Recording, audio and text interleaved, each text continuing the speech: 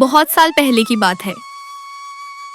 एक गांव में कमल और मनोज नाम के दो अनाथ भाई रहते थे। वो दोनों जब छोटा था तभी उनके बाप गुजर गया। माँ ने ही दोनों को बड़ा किया। अब कुछ दिन पहले उनकी माँ भी गुजर गई। वो दोनों अब इस दुनिया में बिल्कुल अकेला हो गया था। पर वो दोनों भाई बहुत ही मेहनती थे। वो दोनों काम करने से डरते नहीं थे। दोनों भाई दिन भर नदी से मछली पकड़ के शाम को वो मछली बाजार में बेचकर किसी तरह से जिंदगी गुजार रहे थे। घर के आंगन में बैठ के दोनों भाई बात करते हैं।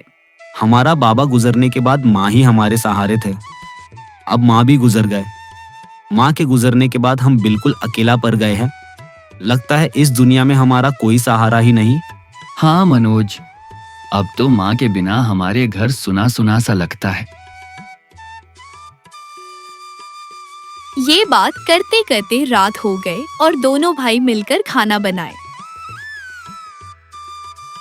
और खाना खा के सो गए।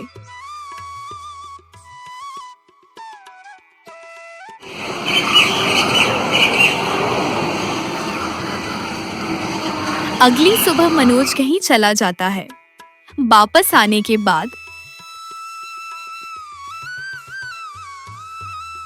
मनोज, तू किधर घूम रहे हो? तुझे पता नहीं घर में खाने को कुछ भी नहीं है? भैया मुझे पता है, पर मैं जमींदार के घर में काम ढूंढने गया था। कमल कुछ पाने की उम्मीद से अपने भाई मनोज से पूछता है। कुछ काम मिला? नहीं भैया, कल बुलाया है। कुछ नहीं मनोज, कल हम दोनों एक साथ चले जाएंगे। ठीक है भैया। हम एक काम करते हैं मनोज, आज हम नदी से मछली पकड़ के बाजार में बेचेंगे और उस पैसों से घर के राशन लाएंगे। ठीक है भैया। कमल और मनोज नदी में मछली पकड़ने चले जाते हैं। नदी में दोनों को ढेर सारा मछली मिला और दोनों खुश हो गए। शाम को वो दोनों सारा मछली बाजार में बेच दिया।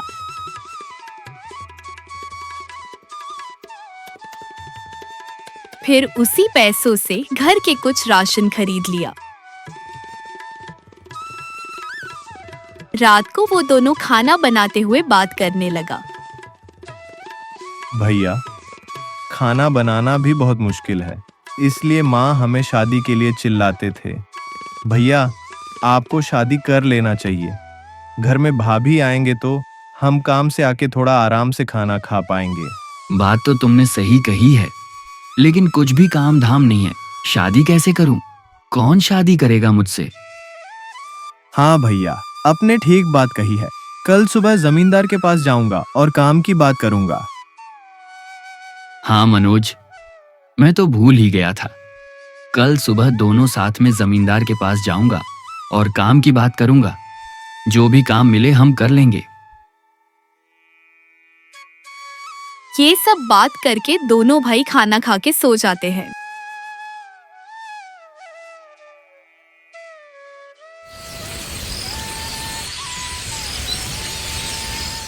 अगली सुबह दोनों जमींदार के पास चले जाते हैं। उधर जाके जमींदार को काम के बारे में पूछता है तो जमींदार बोलते हैं, हाँ मनोज, कल तुम आए थे काम के लिए, लेकिन क्या हुआ जमींदार साहब? मेरे यहाँ अभी काम के लोग बहुत हैं। अभी धंधा भी अच्छे नहीं चल रहे। पर अपने कल बुलाया था। अगर कुछ भी काम मिल जाते तो हमारे ऊपर थोड़ा एहसान हो जाते। पर अभी तो कुछ नहीं होगा। दोनों भाई निराश होकर घर चले जाते हैं और आंगन में चिंतित बैठा रहता है। भैया, आप मायूस मत होना, हम कुछ ना कुछ तो कर ही लेंगे। अभी तो हम मछली पकड़ के अपना पेट गुजर सकते हैं। लेकिन आज तो कुछ नहीं होगा। अभी तो बहुत देर हो गया। अभी तो उतना मछली नहीं मिलेगा। ठीक है भैया, अभी तो हमारे पास कल के थोड़ा राशन बचा है। कल सुबह से हम रोज मछली पकड़ने के लिए जाऊंगा। अभी हम दिन भर ऐसे ही नहीं बैठ सकते। आंगन में जो थोड़ा सा जमीन है वहां थोड़ा सा सब्जी लगाते हैं। उधर से हमारे खाने की थोड़ा सब्जी मिल जाएगा। ठीक है भैया, आपने सही बात कही है। यह कहकर दोनों भाई काम करने लगा और काम करके उधर सब्जी भी बो दिया। अगली सुबह दोनों भाई नदी में मछली पकड़ने के लिए चले जाते हैं। नदी में मछली पकड़ के दोनों भाई दिन गुजरने लगे। ऐसे ही कुछ महीने चला गया। नदी में मछली भी कम मिलने लगे। बहुत ज्यादा मछुआरे भी हो गए थे। एक दिन सुबह सुबह दोनों मछली पकड़ने के लिए चले जाते हैं।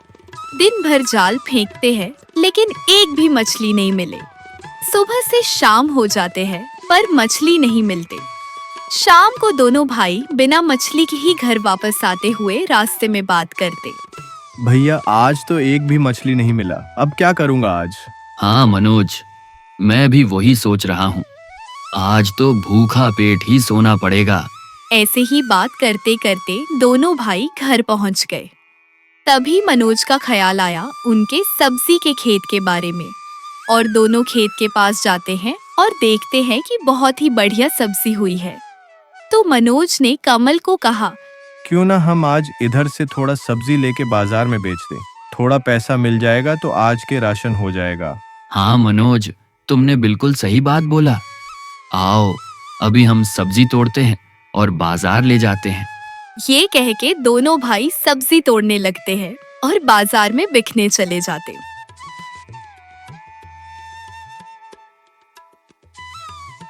सब्जी ले लो ताजा ताजा सब्जी।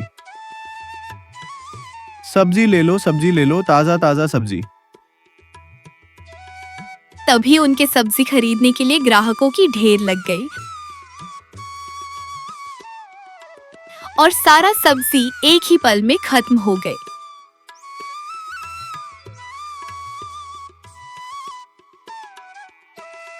उस पैसे से दोनों ने राशन खरीदे और घर चला गया।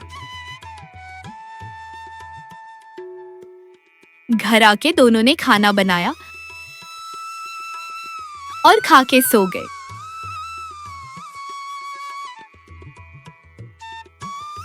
अगली सुबह ही दोनों भाई नदी में मछली पकड़ने के लिए जाने लगा। तभी उन दोनों को रास्ते में एक घायल पक्षी मिले। तो उन दोनों ने पक्षी को थोड़ा मरहम लगा के वो ही छोड़ के नदी में जाने लगा। उस दिन उन दोनों को नदी में बहुत सारा मछली मिली। वो मछली साथ लेके वो दोनों वही रास्ते से घर जा रहे थे। तभी उन दोनों को वो पक्षी मिल जाते। वो पक्षी थोड़ा सा ठीक हो जाते हैं पर उड़ नहीं पा रहे थे। तब मनोज ने कमल से कहा, भैया क्यों ना हम इस पक्षी को हम ले जाएं और जब तक ये पक्षी ठीक ना हो जाए तब तक हम इसको देखभाल करेंगे। ठीक है मनोज, तुमने ठीक कहा। दोनों भाई ने उस पक्षी को साथ ले गया और घर में एक पिंजरे में रखकर वो दोनों बाजार चले जाते हैं। बाजार से 2-3 दिनों के राशन खरीद के ले आते हैं क्योंकि उस दिन उनको ज्यादा मछली मिले थे और थोड़ा पैसा बच चुका था। तो वो पैसा एक डब्बे में रख देता है। भैया आज हमारे साथ बहुत अच्छा हुआ है ना। आज हमें ज्यादा मछली भी मिली है और मछली बड़ा होने के कारण दाम भी ज्यादा मिला। हाँ मनोज, शायद आज हमको भगवान ने अच्छी कर्म की तोहफा दी है। अच्छी कर्म? कैसी अच्छी कर्म भैया? वो जो सुबह हमने पक्षी को बसाया था उसका तोहफा दिया है। हाँ भैया, भगवान अच्छी कर्म की तोहफा अच्छी तरह देते हैं। एक काम करता हूँ, अभी उस पक्षी को कुछ खाने को देता हूँ। ये कहकर मनोज ने उस पिंजरे में रखे पक्षी को कुछ खाने के लिए दे देते हैं और उस पक्षी का घाव देखते हैं तो वो पक्षी बिल्कुल ठीक हो जाते हैं। ये देखते मनोज बहुत खुश हो जाते हैं और दोनों रात को खाना खा के सो जाते हैं।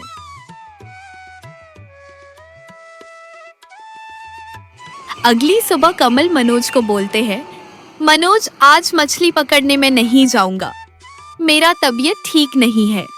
अपने बड़े भाई के बात सुन के मनोज डर जाते हैं और घबरा के पूछता है, क्या आपकी तबीयत ठीक नहीं है? क्या हुआ आपको? इतना डरने की बात नहीं, बस अच्छा नहीं लग रहा।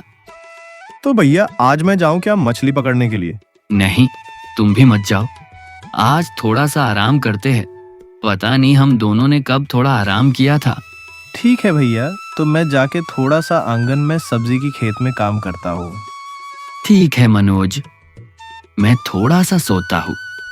तुम एक काम करो, वो पक्षी को थोड़ा सा खाना दे देना। ये कहकर कमल सो जाता है और मनोज पक्षी को खाने के लिए कुछ देके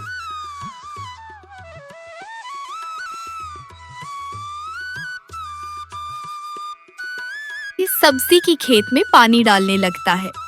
कुछ देर बाद मनोज ने कमल को आवाज दिया। मनोज, मनोज किधर हो? घर के अंदर आ जाओ। वही आवाज सुनकर मनोज तुरंत घर में चले जाते हैं और अपने भाई से पूछता है। क्या हुआ भैया, आपने मुझे बुलाया? कल तुमने इस डब्बे में कितना पैसा रखा था? ज्यादा नहीं भैया, बस थोड़ा सा ही। तुम देखो तो सही, इतना सारा पैसा आया कहाँ से? इतना सारा पैसा, रुको मैं देखता हूँ। ये कहकर मनोज ने देखा तो उसको अपने ऊपर यकीन नहीं हो रहा था। बहुत ज्यादा पैसा देखकर मनोज खुशी से उछल पड़ा, लेकिन सोचने लगा इतना पैसा आया कहाँ से? इतना सारा पैसा आया कहाँ से? वही तो मनोज, इतना सारा पैसा कहाँ से आया? अभी हम सारा पैसा अच्छे से रखते हैं, अभी हम खर्चा नहीं करेंगे। लेकिन भैया, सारा पैसा किसी का भी हो सकता है, इसलिए हम खर्च नहीं करेंगे। ये कहकर दोनों भाई पक्षी को कुछ खाने के लिए देते हैं और वो पैसा संभाल के रख देते हैं। उसके बाद दोनों मछली पकड़ने के लिए चले जाते हैं। शाम को बाजार में मछली बेच के घर चले आते हैं और देखते हैं कि घर का सब सामान अच्छे से सजा के रखे हुए हैं। ये देखकर दोनों चौंक जाते हैं। ये क्या हो रहा है मनोज? हाँ भैया, ये सब क्या हो रहा पता ही नहीं चल रहा। कल से हमारे घर में ऐसा लगता है कि हमारे घर कोई जादुई हो गए हैं। ये सब बातें करते हुए दोनों भाई खाना खा के सोने जाते हैं और कल से उनके साथ हुआ सब घटनाओं के बारे में बात करने लग जाते हैं और सो जाते हैं।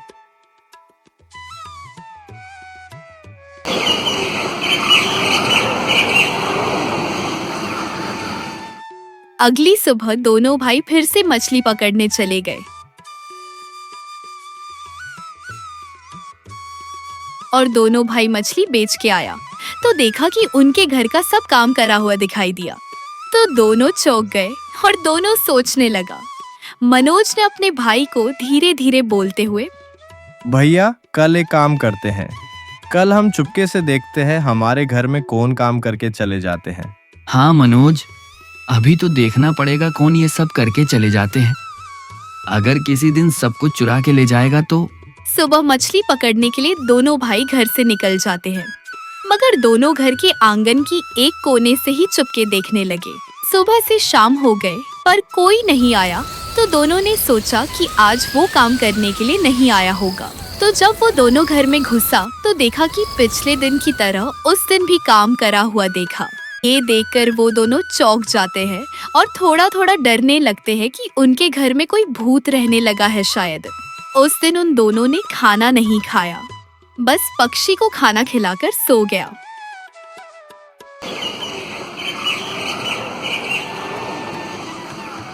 अगली सुबह वह दोनों घर के अंदर ही चुपके देखने लगा। जड़ दोपहर होने लगा तो देखा कि वो जो पिंजरे में दोनों भाई ने पक्षी रखा था, वह पक्षी एक बहुत ही सुंदर राजकुमारी जैसी एक लड़की बन गया और काम करने लगा और काम करते हुए अकेले अकेले बोलने लगे। वो दोनों भाई ने मुझे इतना ख्याल रखा, पर रात में डर के उन दोनों ने खाना ही नहीं खाया। मुझे बहुत बुरा लगा, अब क्या करूं? खाना बना के रखूं या नहीं रखूं? वो दोनों भाई घर की कोने से ही सब कुछ देख रहा था और उधर से बाहर आके देख के पक्षी वाली लड़की को पूछता है, तुम कौन हो और तुम पक्षी से इंसान कैसे बन गई? क्या तुम भूत हो? हमें जान से मार तो नहीं दोगे ना? पक्षी वाली लड़की डरते हुए बोलने लगे। तुम लोग इतना मत डरो, मैं तुम लोगों को नहीं मारूंगी। मैं एक जादुई पक्षी हूँ, मेरा नाम ज्योति। उस दिन तुम लोगों ने मेरी जान बचाई है, मैं तुम लोगों को कैसे मार सकती हूँ? जादुई पक्षी। अगर तुम जादुई पक्षी हो तो इंसान कैसे बन गए? और तुमको किसने मारा था उस दिन? मैं उस दिन बहुत दूर से उड़ के आ रही थी, तो मुझे बहुत थकान हुआ, तो मैंने एक पेड़ में आराम करने लगी। तभी कहीं से शिकारी आके मेरे ऊपर तीर चला दिया और मैं घायल हो गई। तो उस शिकारी से कैसे बचे?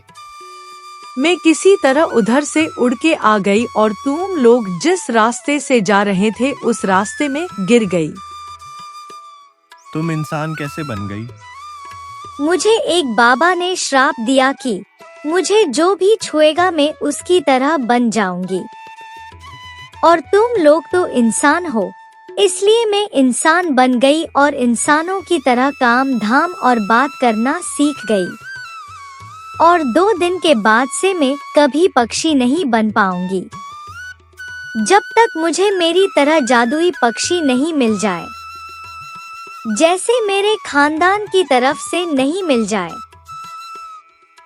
तो अब क्या करोगे तुम? आपको आप बुलाऊं या तुम बोलूं? मुझे कुछ समझ नहीं आ रहा। आप मुझे तुम बोल सकते हो। और अब पता नहीं मैं क्या करूँगा, कहाँ जाऊँगा। मेरा अब इस दुनिया में कोई नहीं है आप लोगों की तरह। अब तो मेरे घर वाले भी पहचान नहीं पाएगा। अब मेरी पक्षी की दुनिया में जाना भी मुश्किल हो गया। आप हमारे साथ रह सकते हो, अगर आपको कोई दिक्कत ना हो तो। हाँ मनोज, तुम ठीक बोल रहे हो। आप हमारे साथ रह सकते हो। वैसे भी आप लोगों ने मेरे ऊपर बहुत एहसान किया है, और कितना एहसान करोगे? कोई बात नहीं, आप भी तो हमारे बहुत मदद कर रहे हो ना। आपने हमारे लिए खाना बनाया और हमारे कम पैसा ज्यादा बना दिया। आप जब तक चाहे हमारे घर रह सकते हो। हाँ, आप हमारे साथ रह सकते हो। वैसे कुछ महीना चला गया और वो दोनों भाई अब अमीर बन गए, क्योंकि उस पक्षी ने जब तक उसकी जादुई ताकत थी तब तक उन दोनों को बहुत सारा पैसा बना दिया। और उन पैसों से दोनों भाई नई जमीन खरीद ली। उस जमीन में खेती करने लगे। उधर कमल और पक्षी वाली लड़की के बीच थोड़ा थोड़ा नजदीकी बढ़ने लगा। ये बात जब मनोज को पता चला तो अपने भाई से बोला, भैया, आपको ज्योति से शादी की बात करना चाहिए। शादी? तुम भी ना, ये क्या बात कर रहे हो? वो मुझसे शादी क्यों करेगा? वह तो कभी ना कभी यहाँ से चला जाएगा ना। वो तो तब जाएगा जब उनके घर वाले उनको ढूंढने के लिए आएगा, पर इतना दिन हो गया अभी तक नहीं आया। और कब आएगा? शायद ज्योति को अपने घर वाले भूल गए होंगे। ये सब बात ज्योति घर के अंदर से सुन रही थी।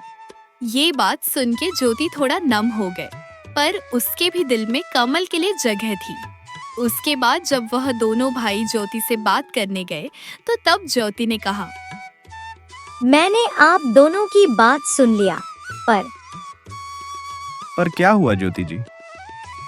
अगर कभी मेरे घर वाले मुझे ढूंढने के लिए आ गए तो मुझे तो घर जाना पड़ेगा ना।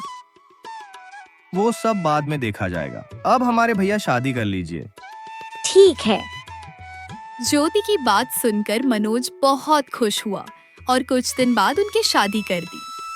वैसे ही कुछ दिन चला गया और मनोज भी अकेला महसूस करने लगा और कमल भी अब मनोज के साथ कम समय बिताने लगा। तो उसने अकेले अकेले काम करते हुए सोचने लगा, मैंने ही भैया की शादी कर दी, अब वो ही मुझे समय नहीं देते और मुझे अकेला ही खेत का काम करने के लिए भेज देते हैं। ये सब सोचते समय ही गांव की एक बूढ़ी उसके पास आई और मनोज को बोलने लगी, मनोज, तुम तो अब और भी अकेला पड़ गए। अब तो तुम्हें अकेला ही खेत की काम करना पड़ रहा है। तुम्हारा भाई अपने पत्नी के साथ रहता है और तुम्हें काम करने देता है। मुझे तुमको ऐसी हालत में देख के बुरा लग रहा है। ऐसी बात नहीं है बूढ़ी माँ, बात कुछ दिनों से उनका तबीयत ठीक नहीं है, इसलिए वो काम पे नहीं आ रहा। तुम्हें झूठ बोलने की जरूरत नहीं, मैं सब समझता हूँ। मैं तुम्हारे शुभ चिंतक हूँ, इसलिए मैंने तुम्हें बताया है। ठीक है तो तुम काम करो, मैं चलता हूँ। ये कहकर बूढ़ी औरत उधर से चला जाता है और मनोज भी थोड़ा सोचने लगता है। बूढ़ी माँ ने तो बिल्कुल सही बात बोला है। मैं ही काम करता रहता हूँ और भैया घर में भाभी के साथ रहने लगा। वैसे तो मैं ही काम करते रहना पड़ेगा। आज भैया को बोलना पड़ेगा। ये कहकर मनोज खेत से घर चला जाता है। घर पहुंचते ही अपने भाई को बुलाता है। मनोज गुस्से से अपने भाई को पुकारते। भैया, अरे ओ भैया। मनोज की आवाज सुनकर कमल घर से बाहर आते हैं और पूछता है। क्या हुआ मनोज, तुम इतना जोर जोर से क्यों मुझे बुला रहे हो? आप बहुत दिनों से घर में ही रहते हो और मुझे सारा का सारा काम करना पड़ता है। वैसे कैसे चलेगा? आज तुम्हें क्या हुआ मनोज? मैं तो काम करूंगा ना बस। तुम्हारे भाभी घर में अकेले रहते हैं, इसलिए कुछ दिनों से उनके साथ रहा। उसमें तुम्हें क्या दिक्कत हो गई? नहीं, मैं अकेले काम नहीं करूंगा। ठीक है, कुछ दिन काम रोक दो। पर आप काम पे नहीं जाओगे मगर काम ही रोक दोगे। ऐसे घर कैसे चलेगा? ठीक है तो तुम ही काम करो, मैं और कुछ दिन भाभी के साथ रहूंगा। ठीक है मनोज, तुम ही कुछ दिन काम कर लो, भैया घर में रहेंगे। नहीं, मैं काम नहीं करूंगा। अगर भैया नहीं करेगा तो, और अभी काम नहीं करूंगा तो कुछ दिन बाद बारिश शुरू हो जाएगा, तो खेत की काम करने में थोड़ा दिक्कत हो जाएगा। अगर आप काम नहीं करोगे तो मुझे जमीन की बंटवारा कर दो। बंटवारा? ये सब क्या बोल रहे हो मनोज? ये सब गलत बात है। ये बात सुनकर मनोज निराश हो जाते हैं और घर के आंगन में बैठ जाते हैं।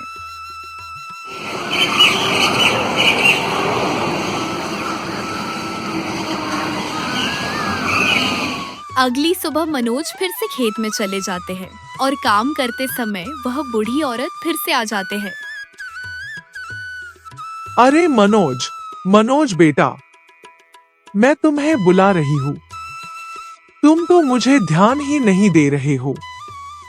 क्या हुआ? मुझसे कुछ भूल हुआ है क्या? नहीं बूढ़ी माँ, ऐसी बात नहीं है, बस काम में ज्यादा ही लग गया। तो क्या हुआ? अपने बड़े भाई से बात की ना कुछ? उनको मैंने काम करने की बात कही है, लेकिन उसने कहा वो कुछ दिन बाद काम करेगा।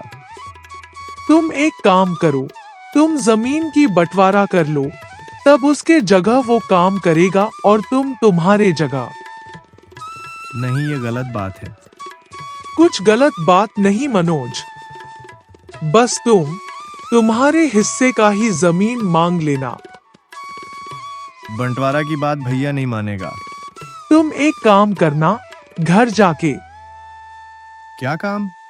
तुम घर जाके खाना मत खाना, तब वह जमीन बंटवारा कर देगा। ये कहकर बूढ़ी माँ उधर से चला जाते हैं और मनोज भी अपने काम में लग जाते हैं। शाम को मनोज घर पहुँच के अकेले ही बैठ गया और अपने रूम में सो गया। कमल ने उसको बुलाया तो मनोज ने खाना नहीं खाऊंगा बोल दिया। उसके बाद सब अपने रूम में सो गए। अगली सुबह मनोज ने अपने बिस्तर से देर से उठा और काम में नहीं जाने की बात की। क्यों? काम में क्यों नहीं जाओगे तुम?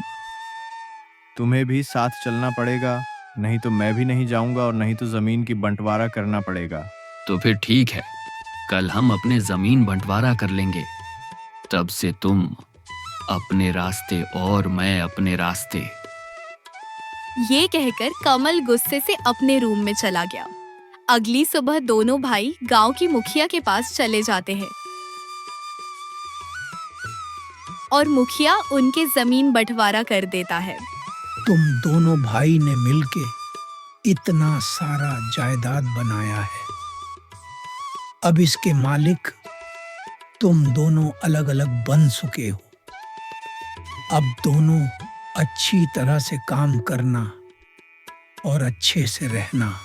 मुखिया की बात सुनकर दोनों भाई उधर से अपने घर की तरफ चले जाते हैं और अब मनोज अपने जमीन पर खूब मेहनत करने लगे और उधर कमल घर में ही रहने लगे और कुछ काम धाम नहीं करते हैं। अब मनोज दिन ब दिन अमीर होते जा रहे थे और कमल दिन ब दिन गरीब बन रहे थे। अब तो कमल के घर में खाने का भी सामान नहीं रहने लगा।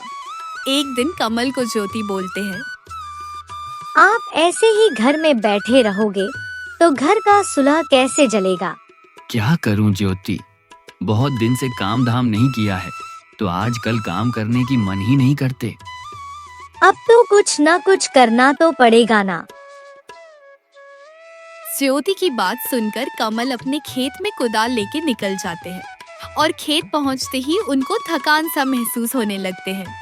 कमल उधर बैठ के अपने आप ही सोचने लगे, मनोज ने ठीक कहा था, मुझे काम करते रहना चाहिए था। अब देखो, मैं कुछ भी काम नहीं कर पा रहा हूँ। और कुछ समय बाद वो अपने खेत से वापस घर चले आते हैं और जब घर पहुंचा तो देखा उसके घर के ऊपर बहुत सारा पक्षी उड़ रहे थे। घर के आंगन में देखा तो उसकी पत्नी भी नहीं थे। तभी कमल के पास एक पक्षी उड़ के आई और ज्योति बन गई। मेरी बहन और भैया आई है मुझे ढूंढते हुए और मुझे हमारे घर के आंगन में देख लिया तो उन लोगों ने मुझे फिर से पक्षी बना दिया। मैं तुम्हारे ही इंतजार कर रही थी। अब से मैं कभी भी इंसान नहीं बन पाऊंगी। अब तो मेरे साथ मेरे भाई नहीं रहा और तुम भी चले जाओगे। मैं अब किसके साथ रहूंगा? अब मैं क्या करूं कमल? मुझे अब जाना ही पड़ेगा और मेरा परिवार मुझे लेके जाएगा ही। ये कहकर ज्योति फिर से उड़ के चले जाते हैं। ये सब बातें मनोज सुन रहा था और अपने भाई को दुखी देखकर उसको बुरा लगा और अपने भाई के पास आके बोलते हुए, भैया, मैं आपसे कभी दूर नहीं गया था। अब भी मैं आपसे उतना ही प्यार करता हूँ पहले जितना करता था। मुझे माफ कर दो मनोज, मुझसे बहुत बड़ी गलती हो गई थी। अब हम दोनों मिलके काम करेंगे। उस दिन से दोनों भाई पहले की तरह प्यार मोहब्बत से रहने लगे और अपने जमीन में मिलजुल कर काम करने लगे।